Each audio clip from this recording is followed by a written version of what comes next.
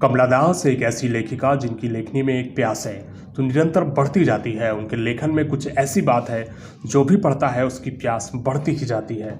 उनके चुने हुए शब्द एकदम उसी समय में पाठक को ले जाते हैं जिस समय की बात कमला दास करना चाहती हैं।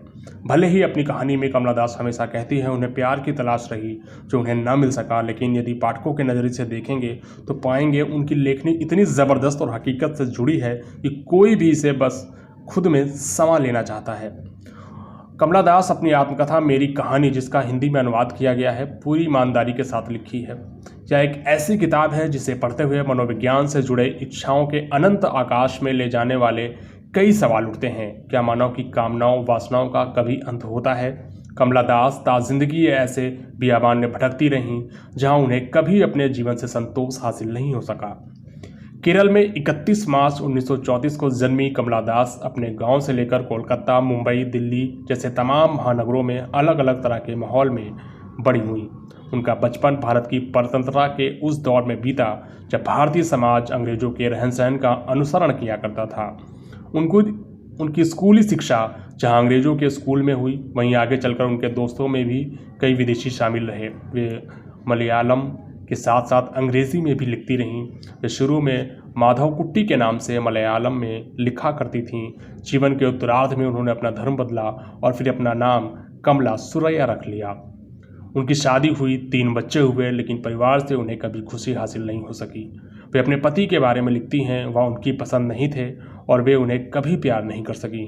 कमला दास के शादी से इतर अलग अलग शहरों में कई पुरुषों से अतरंग संबंध बने, लेकिन इन सभी का अंत असंतुष्टि के साथ हुआ। स्कूल और हॉस्टल में रहते हुए उनके समलैंगिक रिश्तों से जुड़े अनुभवों का जिक्र भी उन्होंने अपनी आत्मकथा में किया। कमला दास ने अपनी आत्मकथा इतनी ईमानदारी के साथ लिखी जिसकी कल्पना करना भी मुश्किल है। वे अपने विवाहेतर यौन संबंधों के बारे में बिना लाग लपेट के खुलासा करती चली गई हैं। अपने परिवार जीवन में मिले लोगों, उनसे मिले अनुभवों के बारे में साफ साफ लिखती चली गई हैं। अभिव्यक्ति में सामाजिक आदर्शों की सीमाओं और रूढ़ियों को तोड़ने वाली कमला दास की ईमानदारी ही वह कारण है कि उनकी यह आत्मकथा दुनिया भर में पढ़ी जा चुकी है। यहाँ एक और बात जो बताती है कमला दास की हिम्मत के बारे में, क्योंकि जिस समय यह पुस्तक लिखी गई उस समय भारतीय समाज कहीं ज़्यादा रूढ़िवादी हुआ करता था।